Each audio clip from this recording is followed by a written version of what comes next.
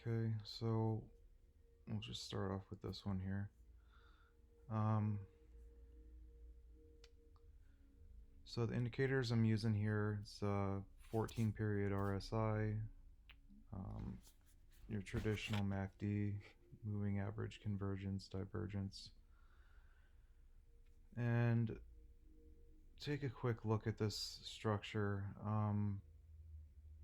Markets typically move in waves of 5 and 3 before doing some sort of correction or trend. So as we can see here, we have 1, 2, 3, 4, 5, and we're moving into some sort of 5-wave pattern back down to this prior area of support. Areas of support are generally areas where price has spent at least some amount of time, um, where the market is basically, there's either demand or there's no demand whatsoever. And you can see it in the volume when you're looking for demand zones. Typically, those will occur at prior lows in uptrends and prior highs in downtrends. So here we are currently in an uptrend, and right now we are having a little bit of a pullback here. So the question is this reaccumulation or is it distribution? Um, well, right now we are just about sitting at this prior area of demand. This is where this particular move up occurred, and you can see very strong buying in the volume here. And price was having a pretty positive response to that. Down here on the RSI, price is currently, the RSI is making a lower low, and price is sitting at a higher low here. Now, I mean, it could go lower. I don't know yet. The MACD is currently on a sell signal. That could change depending on what happens here. I think because this game doesn't give me the full information, like I can't see what's going on over here, so I just have to make my best guess in terms of like what's going on here. And to me, this looks like this whole area here is the base. This is the fuel of the entire move from here to here, because price came back, tested this, it came back, tested this, had a strong response, now it's coming back to test it. I think there's a strong possibility that this could go range bound between 45 and 60. If this is the whole base, we're talking, let's see, 45, 25 added to the high, a target of 65. So I think there's still fuel in here to go higher.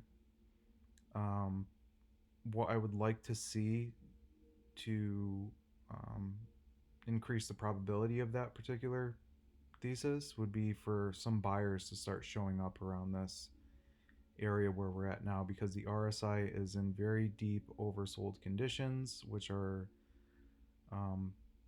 typically areas where buyers will start coming in. Buy programs will also notice this and begin buying. So if that's correct, we should start seeing some buying in this area. And I think I'm going to put on some starter positions that aren't large, like super large. They're just kind of test positions.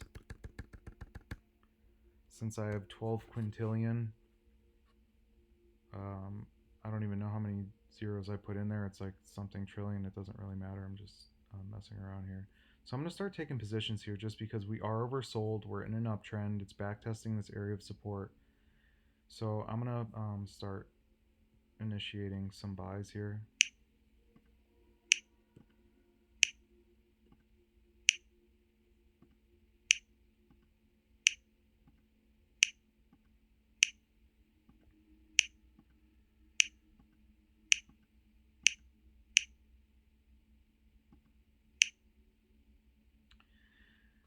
Okay, so we have a positive response. Buyers did step in. It didn't even take out the lows yet. Um, it doesn't have to, but if it does sweep these lows, I think that if this is going to go range bound and higher, there should be a positive response. If it doesn't have to come back down here, but if it does. And also take notice of the fact that down here, the RSI made a lower low.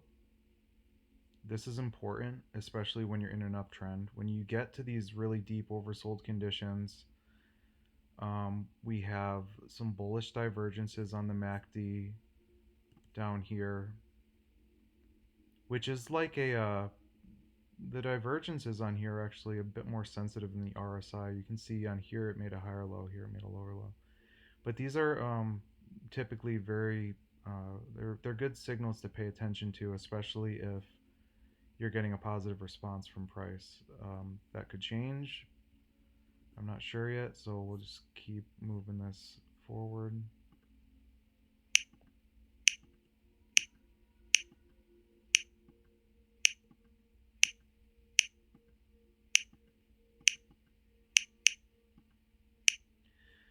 Okay, so we're rounding off here and we're kind of moving a bit down. I'm not too concerned yet. I mean, there, like I said before, there is the possibility it could sweep these lows.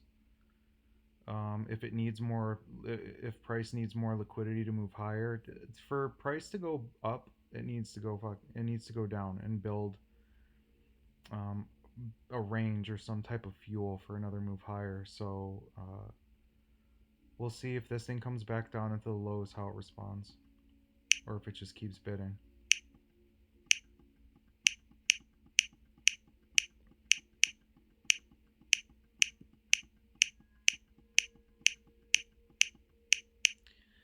Okay, so pretty positive response so far here. We're building a range. Buyers are absorbing supply. Um, Supply being basically the amount of shares sold off into. Um, and this can also be used to time how long it should be taking for it to get back to the highs, because so as of now this is making a slightly higher low. So if we're going to take these 2 points and basically double them out, price should be testing the high within the same time frame between these two lows on the RSI. We should get at least a test of the high. And the full measured move out of this base was 65, and it hasn't quite hit that yet, so there is room for higher if it wants to. So just see if it wants to keep moving, if it wants to act like accumulation or distribution.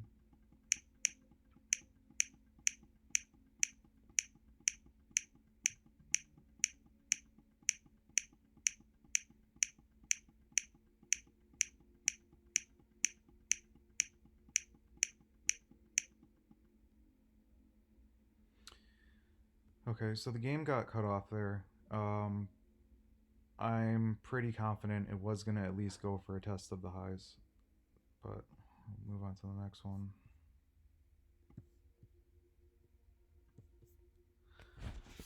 Um, I don't like playing these because this is basically just chopping in the middle of the range. The range being the swing high and the swing low.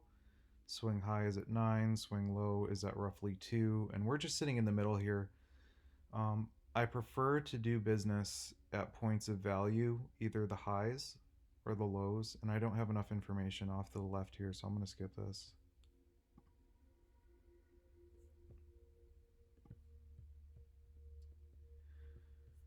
Um, this uh, this actually doesn't look too bad. It's just getting absorbed. This selling is a little bit sus. Um, let's see. So when I'm trying to measure out for a target, how how high I think price could go, how much fuel is built up. I typically use a vertical point and figure count. Um, it's you're taking the highs and the lows of the basically the sell off, and as long as price is being absorbed on the way up and the sell offs are being absorbed, and it's not like going, it's not super volatile, it's actually getting more compressed. To me, that's evidence that there could be room for higher. So we're just gonna measure the high and low of this particular area here. 2144, 1713. Um, so we'll just call that 4, add it to the high, which is roughly 2544, and it's a pretty extended range, so there could be a little bit more than that. So I'll take a position here long, although we're quite a ways off the low. I'm not going to take a very large position because I think the upside is a bit limited, but I think there might be a little left. So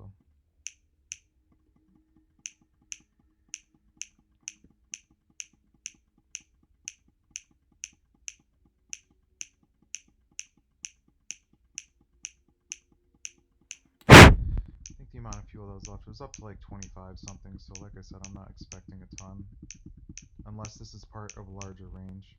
Yeah, and actually it got almost exactly up to 25 and sold off. So just take a small off there. When price is really compressing like that and it's taking forever, I just kind of move on. Um,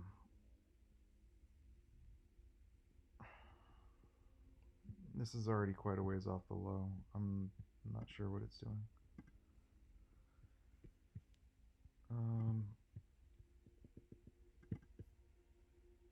Here's another one. We're already like 150% off the swing low.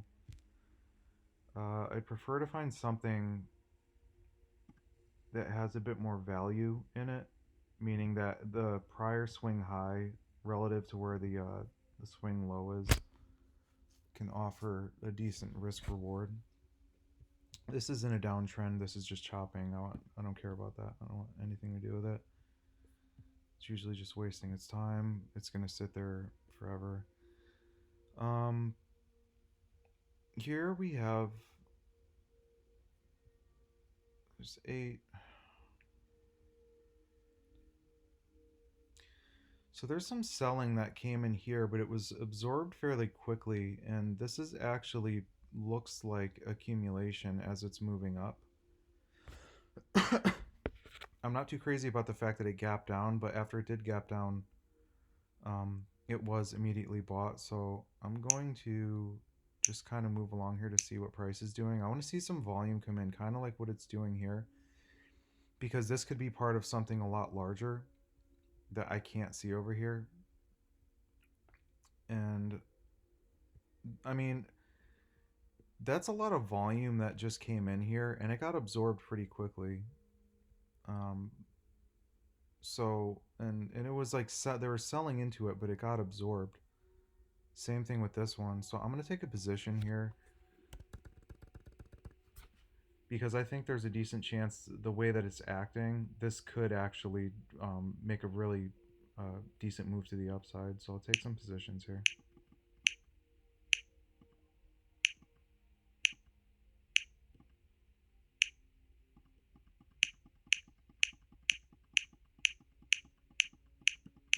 There we go.